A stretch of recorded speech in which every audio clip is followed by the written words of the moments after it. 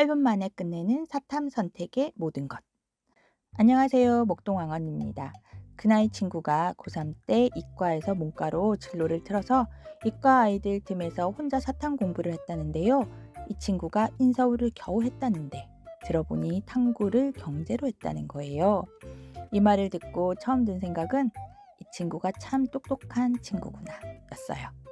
몇 개월 만에 수학과 탐구 과목을 받고 혼자 공부했는데 그것도 선택자 비율이 1, 2%인 경제를 해서 인서울 했으니까요. 그리고 참 안타깝기도 했어요. 경제 대신 생윤이나 사문을 했으면 좀 덜 고생하지 않았을까 하고요. 경제는 선택자 수가 지극히 적고 주로 아이들이 많이 선택하거든요. 그래서 등급받기가 쉽지 않아요.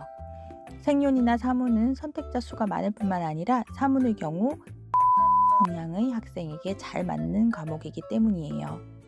사탐은 처음 선택했다가 점수가 안 나오면 몇 번씩 바꾸는 경우도 있어 처음부터 선택을 잘해서 준비를 탄탄하게 해야 하는데요. 시험 난도가 낮으면 만점을 받아야 1등급인 경우도 종종 생겨 이때는 2등급이 없어지기도 합니다. 운이 많이 작용하는 탐구 과목이죠.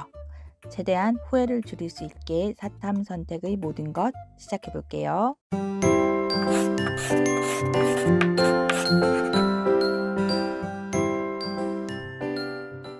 먼저 2021에서 2023 사탐 과목별 선택 비율을 볼게요. 1위가 33%인 생활과 윤리, 2위는 사회문화 29.4%, 3위 한국지리 8.0%, 4위 윤리와 사상 7.9%, 5위 세계지리, 6위 정치와 법, 7위 동아시아사, 8위 세계사, 마지막으로 경제 1.1% 순입니다. 최근 2023 오모와 육모의 사탐 응시자 변화를 보면 생윤과 사문은 비슷한데 탑3가 한지에서 윤사로 넘어가는 경향을 보이고 5위는 세지와 정법이 번갈아가며 차지하고 있어요. 웬만해서는 생윤과 사문의 아성이 무너질 것 같지 않네요. 과목별 특징을 한번 살펴볼게요. 생활과 윤리. 학습 난도가 낮고 암기량도 많지 않아 흥미가 없어도 공부하기 어렵지 않다고 합니다. 다만 사상과 이론과 주장 특징 등을 명확히 알아야 하고 단어나 조사 하나로 선제에 맞고 틀림이 나뉘어 꼼꼼해야 한다고 합니다. 국어에 강한 학생들이 상대적으로 유리한 것으로 알려져 있어요. 사회문화. 우리 생활과 관련이 깊고 개념이 적어 학습량과 암기에 대한 부담은 적지만 도표, 그래프 문제가 많이 출제돼 수리적 감각과 논리력이 요구된다고 합니다. 그래서 이과 성향의 학생에게 잘 맞는다고 하네요. 윤리와 사상, 공부량이 많고 암기량도 많다고 합니다. 그렇지만 사상과 별로 주요 개념과 용어를 정확히 알고 있으면 쉽게 풀 수 있는 장점이 있다고 하네요. 생윤의 사상과와 약 30% 정도 중복된다고 해요. 한국지리, 내용은 익숙하지만 암기량이 많고 통계 분석이나 지도 해석 등이 필요한 문항이 있어 이과 성향의 학생에게 잘 맞는다고 합니다. 답이 비교적 명확해서 독해력은 상대적으로 덜 요구된다고 하네요. 세계지리. 넓은 지역을 얕게 다뤄 한국지리보다는 학습량과 암기량이 적은 편이지만 지도와 그래프 해석 능력이 요구된다고 해요. 정치와 법. 학습량과 암기량이 모두 많고 제도, 법률 등을 적용하는 과목으로 개념을 바탕으로 한 문제풀이 훈련이 필요하다고 합니다. 대신 말장난 같은 함정 문제는 별로 없다고 하네요. 동아시아사. 암기량은 많지만 제대로 암기하면 안정적인 점수를 얻을 수 있는 과목이라고 합니다.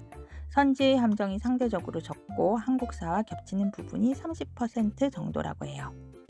세계사. 학습량과 암기량 모두 많지만 개념 공부를 잘해두면 점수가 어느 정도 보장되는 과목으로 도표와 그래프에 약한 학생들이 선호한다고 해요. 또 동아시아사와 함께 선택하면 학습량이 줄어든다고 하네요. 경제. 암기보다 이해가 필요한 과목이며 계산과 그래프 문제 등으로 수학적 역량이 필요해 다른 과목에 비해 시간의 압박이 있다고 합니다. 어렵게 출제되는 경우가 많아 표준 점수가 높게 형성되는 경향이 있어요. 여러분 어떤 과목이 마음에 드나요? 혹은 어떤 과목을 잘할 수 있을 것 같으세요? 좋아하고 잘할 수 있는 과목이 명확하다면 너무 다행이지만 잘 모르겠다면 어떻게 해야 할까요? 보통 한 과목이 확실하다면 나머지 한 과목은 그 과목과 연계되는 비슷한 내용을 가진 과목을 선택하는 경우가 많아요. 그래서 수능 사탐 과목 조합으로 쌍윤, 쌍지, 쌍사가 유명합니다. 또 쌍세를 선택하는 경우도 있습니다. 쌍윤은 앞에서 얘기 드렸다시피 사상과의 30% 정도가 겹친다고 하고요. 쌍지와 쌍사 역시 지리와 역사라는 공통 분모로 같이 선택할 경우 학습량이 줄어든다고 합니다. 쌍사의 경우 동아시아사가 한국사와 겹치는 부분이 30% 정도 있어 학습 부담을 더 덜 수 있다고 하네요. 또 선택자 수가 가장 많다는 이유로 생윤과 사문을 선택하는 경우도 많죠.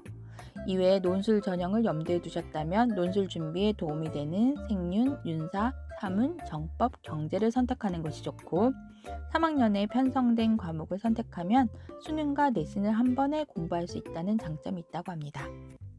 과목별 특성 외에 표준 점수를 많이들 살펴보시는데요. 윤도영 쌤이 만드신 지난 10년간 수능 사탐 만점자 표점입니다.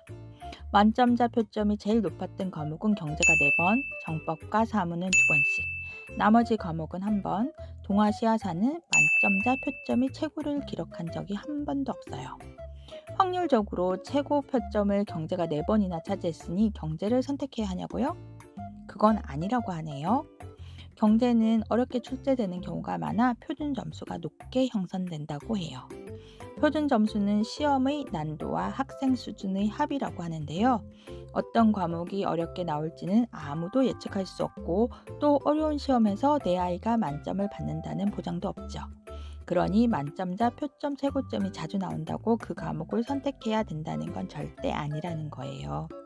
그럼 뭘 선택해야 하는 거지 싶으시죠? 윤도영 쌤께서 만드신 사탐 과목별 선택자의 국수형 성적 평균 자료입니다.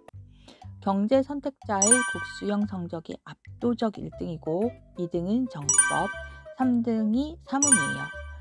즉 사탐 선택자 중 경제 선택자들이 가장 공부를 잘한다는 거예요. 경제 선택자의 국수형 평균이 317.6, 동사 선택자의 국수형 평균이 297.8로 19.8점이나 차이가 납니다. 경제, 정법, 사문 이 세 과목을 빼고 나머지 4등에서 9등인 과목을 선택하는 것이 합리적이라고 하시는데요. 제가 경제 선택을 말리는 이유도 이것 때문이에요.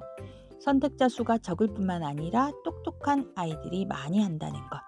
한마디로 가탐의 2과목 같은 윤도영 쌤께서 강조하시는 건 선택자 수가 많을수록 유리한 게 아니고 다양한 성적대의 학생들이 많이 선택하는 과목이 상대적으로 유리할 수 있다는 얘기죠. 사문은 사실 잘하는 학생들이 많이 선택하고 시험이 어렵게 출제돼 표점이 높게 형성되는 경우가 많은데 아직 이런 상황이 잘 알려져 있지 않기 때문에 선택자가 많다고도 하셔요. 그래서 경제, 정법, 사문을 뺀 나머지 6과목 중에서 너무 싫어하지만 않는다면 사탐 2과목을 선택하는 것이 합리적이지 않을까 생각합니다. 그래도 자기가 좋아하는 과목이 하나라도 있어야 숨통이 트인다는 얘기도 있으니까 한 과목은 좀 불리하더라도 좋아하는 걸로 하나는 합리적인 과목으로 선택하는 것까지는 후회 없는 사탐 선택되시길 바랄게요. 중간에 많이 울더라도 그땐 꼭 웃기. 다음에 또 만나요.